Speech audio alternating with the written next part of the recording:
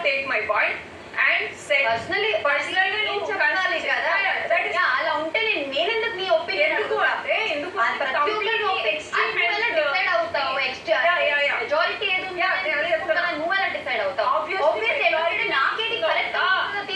majority area తప్పైనా నేను అది chief నేను ఒప్పుకోవాలి ఓకే మెజారిటీ డిఫరెన్స్ చెప్తా ఇద్దరికి డిఫరెన్స్ చెప్తా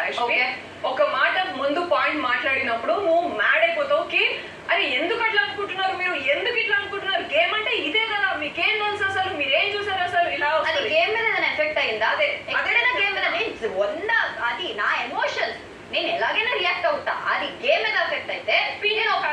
చేయాలి అది నీకు ఎఫెక్ట్ అయితే నేను ఒప్పుకుంటా అది తప్పు రావద్దు నేను ఫన్ గా కూడా మాట్లాడాను ఫన్ గురించి ఎందుకు తీయట్లేదు నువ్వు మ్యాడ్ గురించి ఎందుకు తీస్తున్నావు మంచిగా కూడా మాట్లాడాను వాయిసింగ్ అవుట్ కదా ఎందుకు నీ పాయింట్ చెప్పలేదు అని అడిగినావు కదా అందుకు అక్కడ చూసినప్పుడు నాకు ఛాన్స్ ఇవ్వలేదు కదా నాన్ నామినేషన్ కాబట్టి నేను కూడా మాట్లాడతాను మాట్లాడుకో నీకు అర్థం అవ్వాలని వింటే నేను మాట్లాడతా మాట్లాడు మరి వాయిసింగ్ అవుట్ గురించి మాట్లాడుతున్నావు కాబట్టి ఒకటి ఆల్రెడీ మాట్లాడుతున్నప్పుడే నువ్వు అగ్రీ చేస్తలేవు నలుగురు ఒకటే పాయింట్ మీద ఉన్నారు సో నాకు బేస్లెస్ అనిపించింది వర్త్లెస్ కాన్వర్సేషన్ అని అనిపించింది ఇక్కడ నా క్లాన్ లా నిఖిల్ క్లాన్ లకు వచ్చినప్పుడు నాకు రెస్పెక్ట్ ఉండే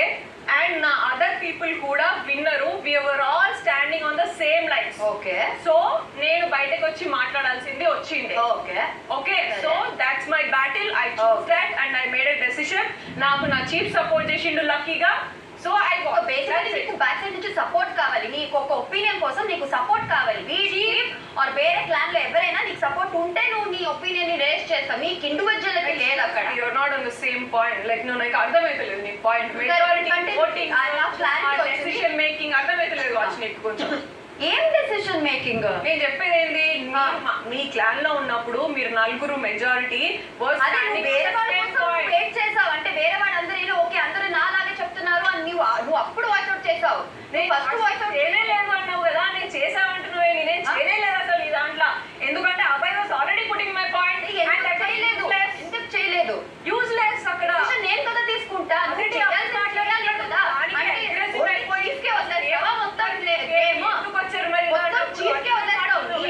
నువ్వు ఆడవు నేను సైలెంట్ గా కూర్చుంటా అబ్జర్వ్ చేస్తా ఆ చీఫ్ తప్పు చేసాడా నామినేషన్ లో వేసుకుంటా లేదు కరెక్ట్ గా ఉన్నా ఓకే నేను నా సపోర్ట్ చేస్తాను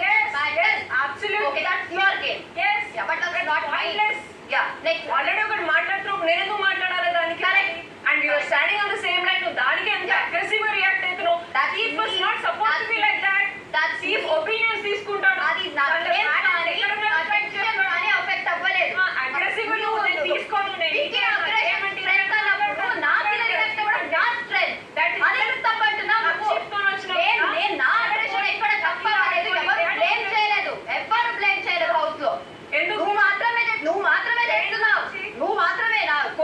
మ్యాడ్నెస్ నీ అగ్రెషన్ అంటున్నావు వస్తారు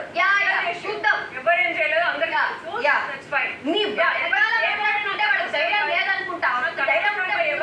చెప్పిన అనవసరం నాకు అనిపించింది అంతే బస్ అయిపోయిందా అండ్ ఫిజికల్ గేమ్ అంటావా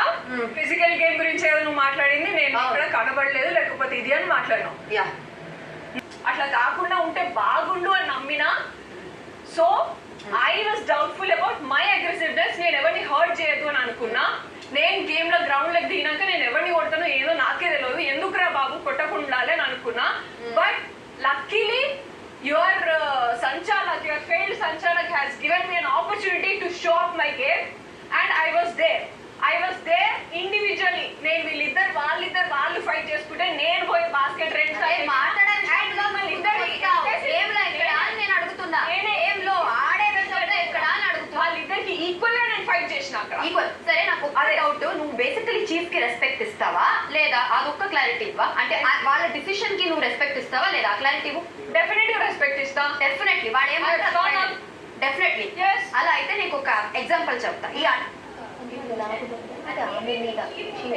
మీ అందరికి కన్వే చేయడానికి నాకు ఆ క్లారిటీ లేదు కానీ మా చీఫ్ చెప్పారు ఇద్దరు చీఫ్లు మాట్లాడుకున్నాము మీ ఎగ్ మీ దగ్గర తీసుకురావాలి మీరు అటాక్ చేసుకుంటారు డిఫెండ్ మీ ఇష్టం అండర్స్టాండింగ్